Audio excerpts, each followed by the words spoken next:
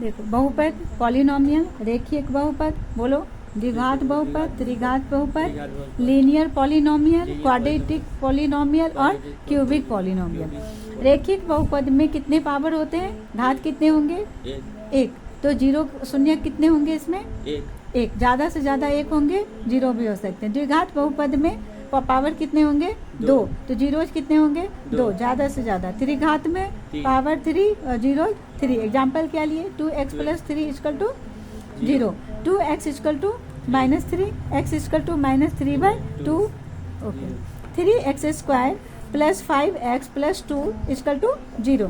अब इसको फैक्टराइजेशन करेंगे। 5x को हम फैक्टराइजेशन करके लिख सकते हैं, कॉमन लेने के लिए करते हैं फैक्टराइजेशन। तो कैसे फैक्टराइजेशन करेंगे, तो इसको क्या करते हैं, जो भी नंबर रहता है उसका फैक्टर निकाल कर, है ना, उसको फैक्टर निकाल के हम लोग फैक्टराइजेशन कर सकते हैं। तो 3 और 2 कितने हो गए, 6। तो यहाँ पर हम लोग लिखे 6 का फैक्टर किए तो 2 और 3 आया। 2 और 3, तो 5 क्यों बोल रहे हो। अब यहाँ पर 3x², यहाँ पर 5x है, तो 5x को क्या लिख सकते हैं, 3x + 2x + 2 = 0।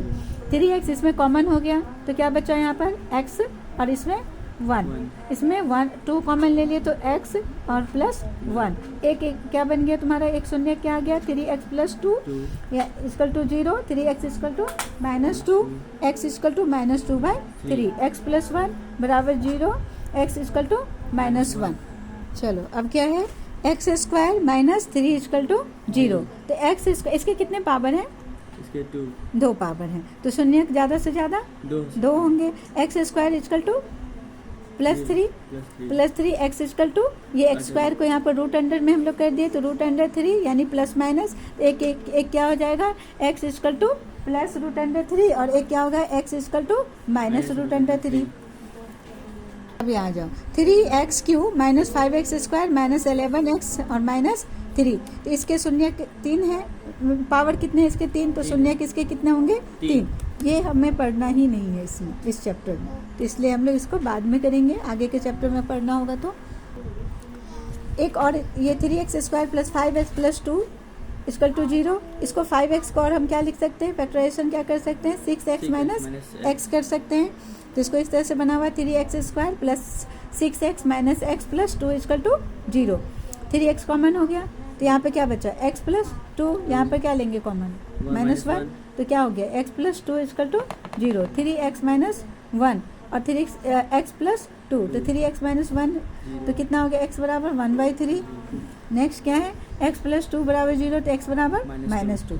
और हम लोग क्या पढ़े थे कि रेखीय बहुपद का आलेख ग्राफ सीधा रेखा होता है, इसलिए इसे रेखीय बहुपद कहते हैं।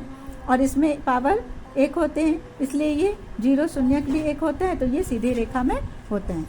ठीक है, चलिए ये था, है ना। रेखीय पद में क्या होता है, सीधा रेखा होता है, शून्य 1 होते हैं, है ना, पावर 1 होते हैं, शून्य भी 1 होता है, इसलिए ये हमेशा सीधा रेखा में होते हैं। ठीक है, दूसरा हम लोग क्या पढ़े थे कि रेखिक बहुपद का शून्यक 1 ही होता है, पढ़े हैं अभी। रेखिक बहुपद का शून्यक क्या होता है, 1 ही, क्योंकि पावर 1 है तो शून्यक भी 1 ही होता है। किसी भी बहुपद का शून्यक x एक्सिस को जहाँ पर जितना बार काटेगा वो उसका क्या हो जाता है, शून्यक हो जाता है, समझ गए।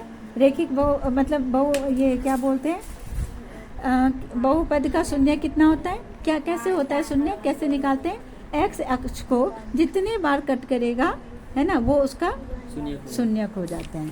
ठीक है, इसलिए रेखीय बहुपद का शून्यक 1 ही होता है। द्विघात और त्रिघात आलेख निरूपण में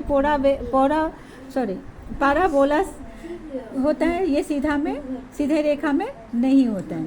ठीक है, वक्र में होता है, किसमें, द्विघात और त्रिघात में। तो ये कितने हैं, कितने एक्सिस को काट रहा है, इसमें एक्स एक्सिस को कितने बार काट रहा है, 2 बार काट रहा है। तो ये पूरा पाराबोला फिगर ग्राफ बनेगा इसका। ठीक है, पाराबोला को प्रवलय भी कहते हैं, है ना, इन वक्रों को प्रवलय भी कहा जाता है, पाराबोला। अब यहाँ पर समझाए थे कि इसमें कितने एक्सिस को काट रहा है, दो एक्सिस को एक्स एक्सिस को 2 बार प्रतिच्छेद कर रहा है, इंटरसेक्ट कर रहा है, इसमें भी 2 कर रहा है, इसमें भी, इसमें 1 कर रहा है। ये तो द्विघात का है, मगर कर रहा है कितना, 1। तो हम लोग पढ़े हैं कि शून्य द्विघात जितने पावर होते हैं उतने ज़्यादा से ज़्यादा शून्य होते हैं और उससे कम हो सकते हैं। ठीक है। यहाँ पर भी कितने एक ही बार कट कर रहे हैं, ठीक है। ये तो रेखीय, ये रेखीय लीनियर पॉलिनोमियल का है, लीनियर पॉलिनोमियल का है नहीं, ये रेखीय बहुपद का होगा। रेखीय बहुपद का ग्राफ हमेशा सीधा होता है। तो ये द्विघात का है, तो क्लियर हो गया कि द्विघात में पावर 2 होते हैं, मगर शून्य ज्यादा से ज्यादा 2, कम से कम 1 0 भी हो सकते हैं। क्लियर है। तो ये कौन सा बहुपद का है, द्विपद। ये रेखीय बहुपद का होगा, सॉरी रेखीय बहुपद का नहीं होगा, क्योंकि रेखीय बहुपद में हमेशा ग्राफ कैसा बनता है, सीधा बनता है। चलिए अब यहाँ आ जाओ, ये भी रेखीय, ये क्या है, ये भी द्विघात या त्रिघात का होगा, हो सकता है द्विघात या त्रिघात का होगा, मगर इसमें शून्य कितने हैं इसके, 0, क्योंकि एक्स एक्सिस को एक बार भी ये इंटरसेक्ट नहीं कर रहे हैं।